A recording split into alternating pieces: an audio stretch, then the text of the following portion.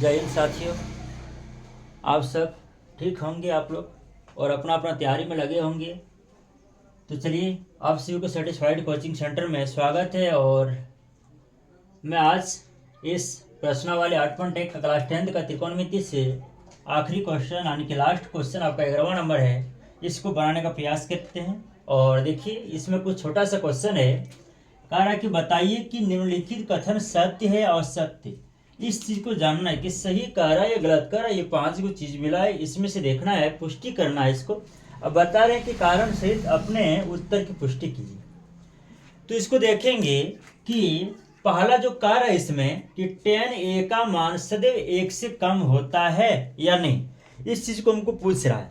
कह रहा है कि tan a का मान सदैव 1 से कम होता है। ये कहना हो रहा है कि tan a का जो मान होता है वो कितना होता है, सदैव 1 से कम होता है, ये कह रहा है।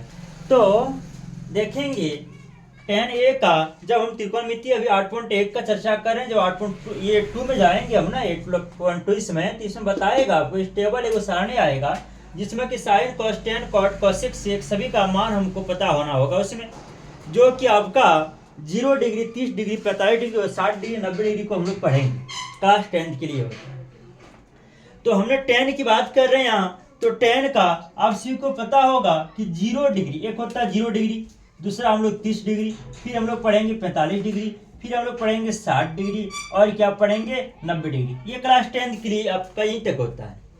तो 0 डिग्री का वैल्यू जो tan का हम चर्चा कर रहे हैं, tan का बात कर रहे हैं कौन के लिए, तो 0 का इसका मान भी 0 होता है। 30 का मान इसका क्या होता है, 1/√3 होता है। 45 का मान 1 होता है। 60 का मान √3 होता है। और 90 का मान क्या होता है, अपरिभाषित होता है। ये होता है आपका अपरिभाषित होता है। तो ये 0 का मान क्या 0 होता है, 30 का मान 1/√3, 45 का मान 1 और 60 का मान √3 होता है और 90 का मान यह अपरिभाषित होता है। तो ये चीज जो होता है, क्या कह रहा है इसमें कि tan a का मान सदैव, यानी कि एनी टाइम बता रहा है क्या, जो सदैव इसका जो मान होता है एनी टाइम जो कह रहा है कि 1 से कम होता है, कहता है 1 से कम होता है। तो देखना इसमें क्या मेरा 1 से कम है कि नहीं है।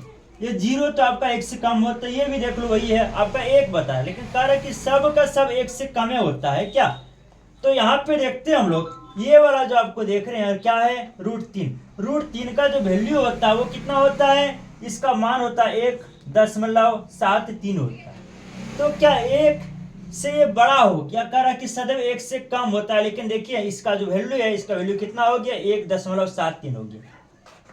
जब 1.73 हो गया, क्या ये जो वैल्यू हो गया, इसका वैल्यू क्या हो गया आपका, 1 से कम हुआ कि अधिक हो गया, ये तो अधिक हो गया। और जब अधिक हो गया, यह कर रहा था कि सदैव कम होता, तो ये बात मानना इसका क्या हो गया, गलत हो गया। ये जो बात हो रहा है ये क्या हो गया आपका, असत्य हो गया।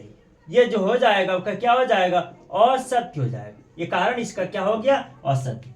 दूसरा क्या कह रहा है, दूसरा नंबर कह रहा है कि कौन एक किसी मान के लिए, कौन एक किसी मान के लिए बता रहा है कि देखना है जो सेक ए बराबर दिया है 12/5, क्या ये बात सही है या गलत है, या सही है या गलत है, इस चीज को हम लोग देखेंगे।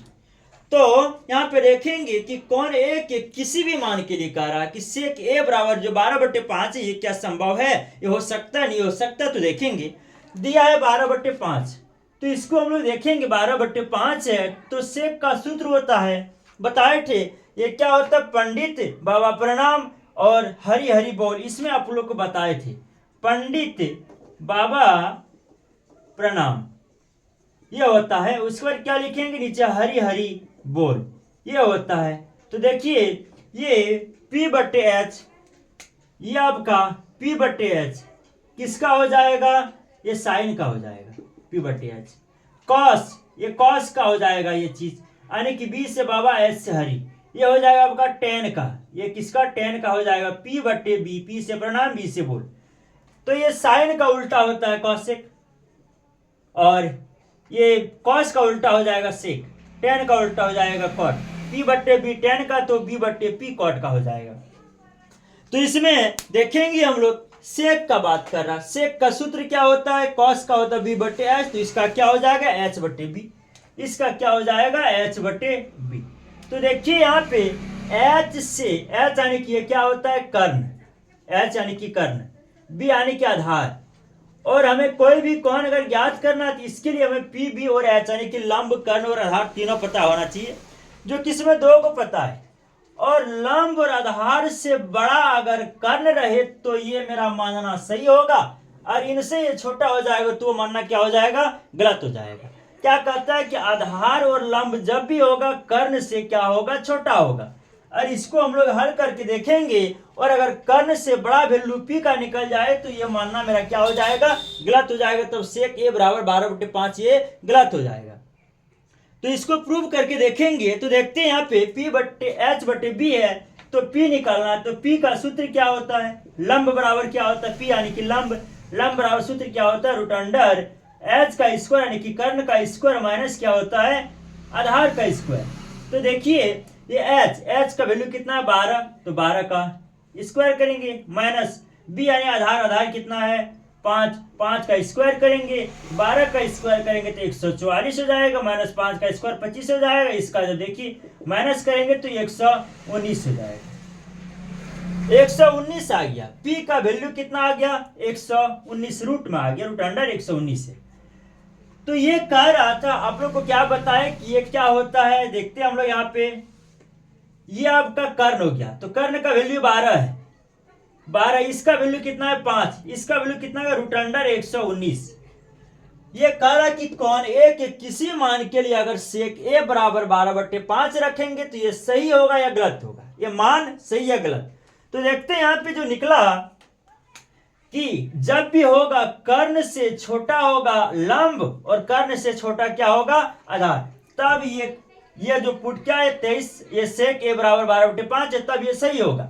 अगर ये कर्ण से ये वाला अगर बड़ा हो गया होगा तो ये मानना क्या हो जाएगा, गलत हो जाएगा। लेकिन आप लोग जान रहे होंगे कि 12 का 12 किसका वर्गमूल है, 144 का वर्गमूल है। 144 का वर्गमूल क्या होता है, 12 होता है। तो बताइए 119 बड़ा होगा कि 144 बड़ा होगा, आपका 144 बड़ा होगा, ये वाला क्या हो जाएगा, छोटा, यानी कि 12 का बड़ा है, जब भी होगा ये वाला का जब मान निकालेंगे ये मान क्या हो जाएगा, छोटा हो जाएगा, ये मान क्या हो जाएगा, छोटा होगा। और वही कहता है कि जब भी हो कर्ण से ये वाला छोटा होना चाहिए, आपका स्पष्ट रूप से दिख रहा है छोटा है, तो ये जो हो जाएगा इसका जो आंसर हो जाएगा आपका, जब छोटा हो जाएगा तो छोटा होना चाहिए था, तो छोटा है तो ये मान क्या हो जाएगा, आपका सत्य हो जाएगा।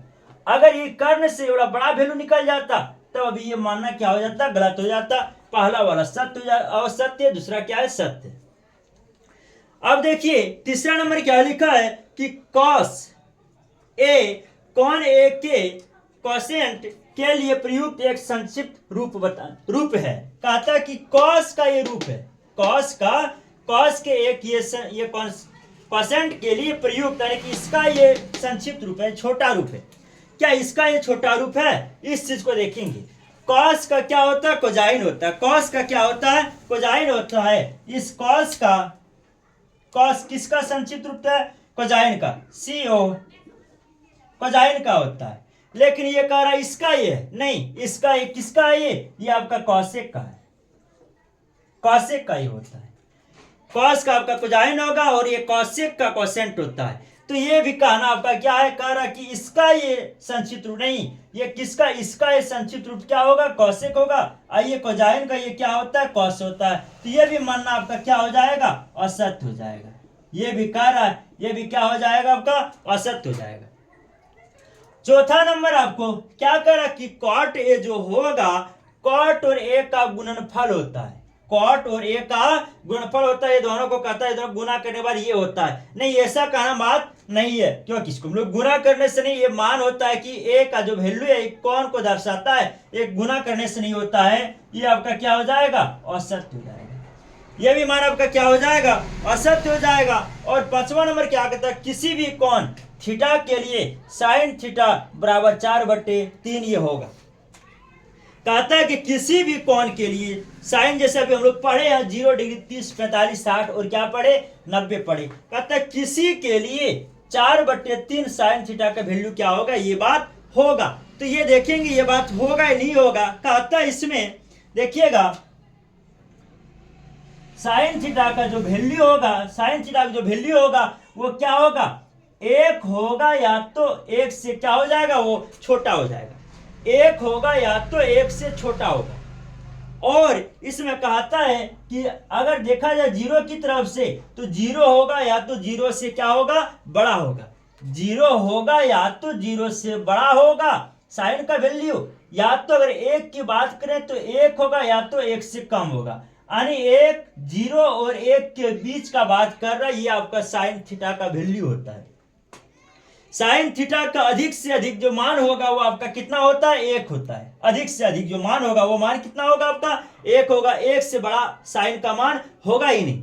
तो यहाँ पे देखते हैं, जो यहाँ दिया है 3 और 4 है, 4/3 है, तो और 3 से हम लोग भाग करके देखेंगे 4 में, तो 3 एक कहाँ 3, एक हो गया, दशमलव पड़ेगा 0, तो 3 थी आपका 9, यानी कि देखिए आपका यहाँ आना शुरू हो गया, एक से बड़ा हो गया। 1.3 आ गया तो एक से बड़ा हो गया।